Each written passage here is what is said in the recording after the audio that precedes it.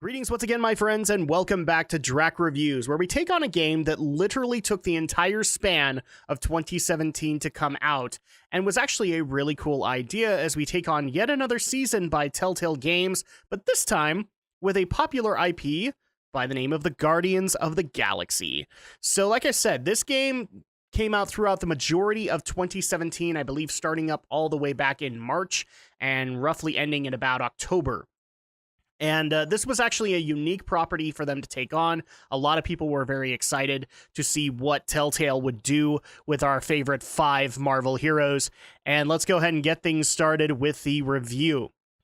When the story picks up, you and your fellow Guardians are helping out the Nova Corps to take down the Mad Titan Thanos, as he has just landed on a remote planet and is looking to procure some kind of an item for himself, and this seems like the prime opportunity for the Guardians to get their revenge on the Mad Titan, as well as to finally end his tyranny once and for all. And you do it. I mean, you go through a very long and lengthy QuickTime event, but you take down Thanos. But he was also able to acquire the artifact he was looking for called the Eternity Forge.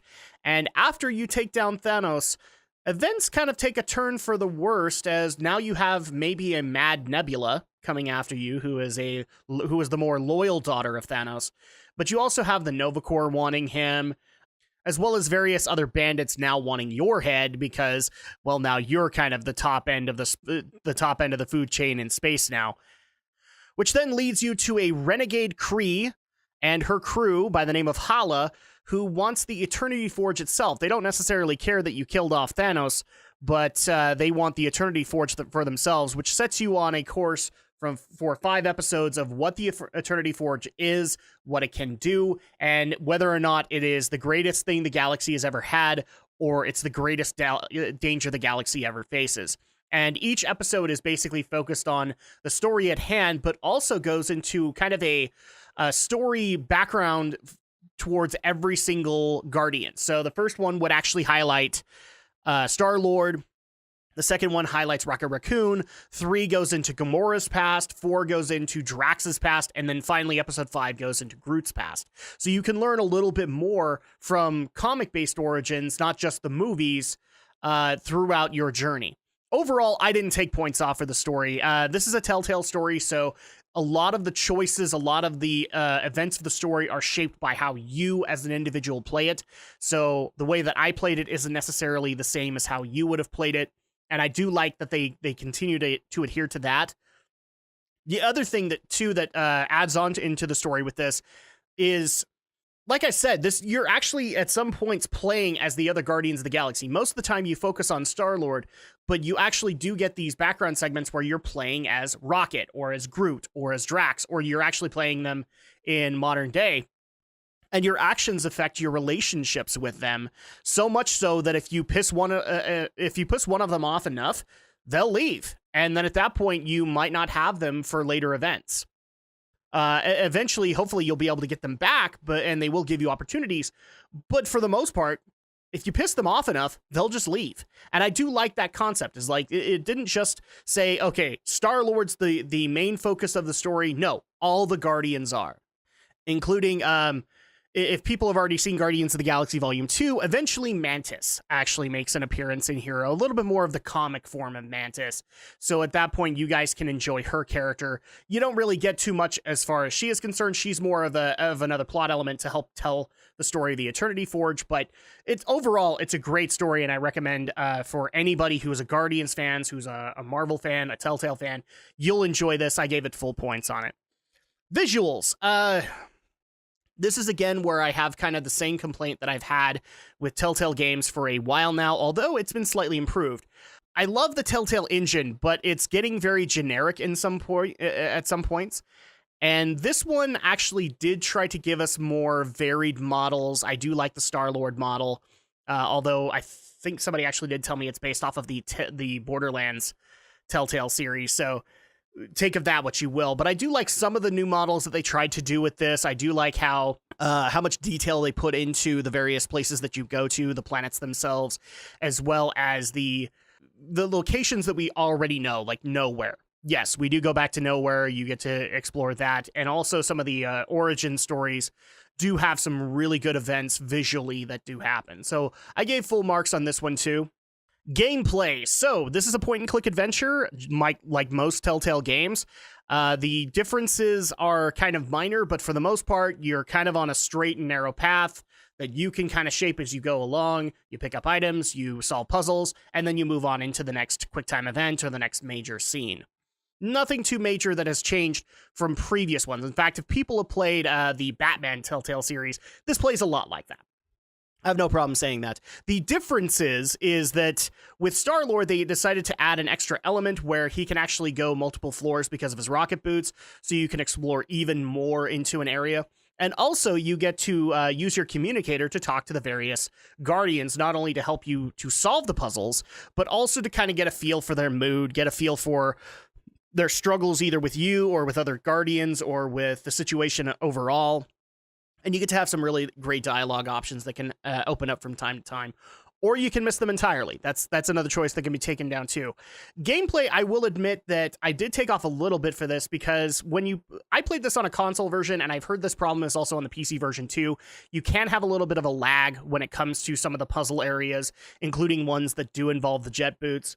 And some of the QuickTime events, I actually wasn't able to get a button to register, and that was kind of weird because I knew that I'd hit it, and the story proceeded as if I hadn't hit it. So I did take off a little points on that one just because, little bugs and glitches here and there that should be fixed by now, especially since the whole series has been released, and it's not like you couldn't have patched them in to fix those problems. Unlike Batman Season 1, where I did say, like, the PC port would probably be the better place to play. From what I could tell, both versions, both console and PC versions, had this problem. So that's definitely something that needs to be fixed in the future, and I'm just making that of note. Audio. The music, obviously, is going to incorporate a lot of 80s style stuff because you have Star-Lord's mixtapes, and that's one of the things that people loved from the movies. And the other thing to keep in mind why they did this angle is because this game was also meant to help advertise Guardians of the Galaxy Volume 2 when it was out in theaters as well as on DVD. So at that point, you're going to get some 80s music. A lot of the other music is not necessarily all that memorable. In fact, in a lot of cases, it's just kind of generic space. I'm not saying that there aren't good tracks in there, but they are few and far between, and a lot of moments kind of needed that good music there. And some puzzle segments have it, some don't, so I did actually take a little bit of points off in that regard. The voice cast, I have no problems with it. All of the people that they picked were not necessarily perfect, but they are as close to perfect as they could have been. I think the perfect way to go would have been to get Chris Pratt, to get the cast, and I think they did actually get Brad Garrett, or the movie voice of Rocket Raccoon. I'm not sure about Vin Diesel for Groot, but the rest has been recast, and I'm not saying that they're bad by any stretch. I actually did enjoy their performances of Star-Lord, Gamora, and Drax just as much as I enjoy the movie performances. So not too many points off that, but a little bit for the music.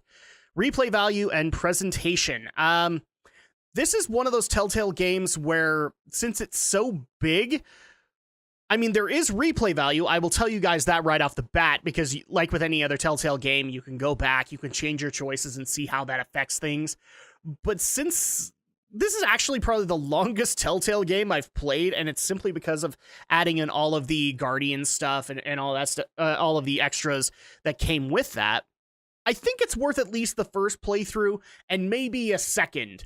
But like for a lot of people who love the Telltale series, they'll go like an extremely good one, an extremely bad one, and then something down the middle. I think this is probably worth the second playthrough because a lot of the middle options just kind of fuel into the others, so into either good or evil. So at that point, maybe the second playthrough is more worth it, but I would actually say the first playthrough is going to be more than worth it for a lot of people. So not necessarily points off of it, but I can see where there'd be a little bit of a problem there. Presentation, does it all come together? Like with any other Telltale series, it really does. And this was actually a really great Marvel property for Telltale to get, because not only can they have the hokey comedy that we all love from the Guardians of the Galaxy movies, but you can also have the serious elements, and they all work well together, as well as being able to have some different relationships that go on in this game as compared to the movies. You know, we've always seen the adversarial relationship between Star-Lord and Rocket Raccoon. Well, fans of Rocket Raccoon can replay that and say, okay, well, Star-Lord likes that, but at the cost of maybe losing some friend points with Drax or Gamora. It can definitely happen that way. The funniest part about that is that you can technically lose points with Groot because you befriend Rocket, because Groot doesn't necessarily agree with everything Rocket does, which I found was really, really cool, because, you know, the movies kind of tell that Rocket and Groot are joined at the hip, mainly because Rocket can translate for Groot. But in this case, we actually kind of get a look into their relationship that, yeah, it isn't as solid as a lot of people might think.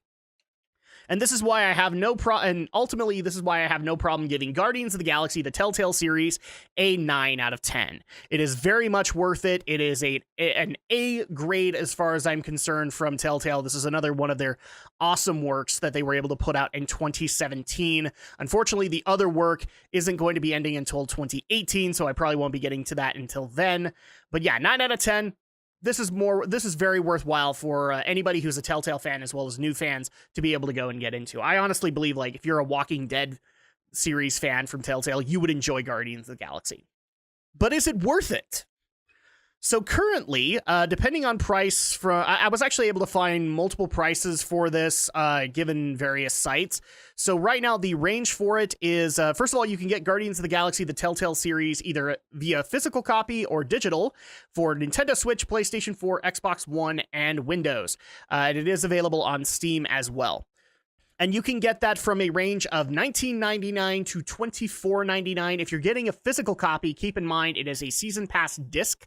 So you will get episode 1 loaded onto it, but then you will need to go online and download the remaining 4 episodes. So keep that in mind. And if you're doing it digital, you can buy the episodes individually, or in the case of what most of us actually do, and I think eventually this option will be removed, you can just buy the season pass and get all 5 episodes and just download them.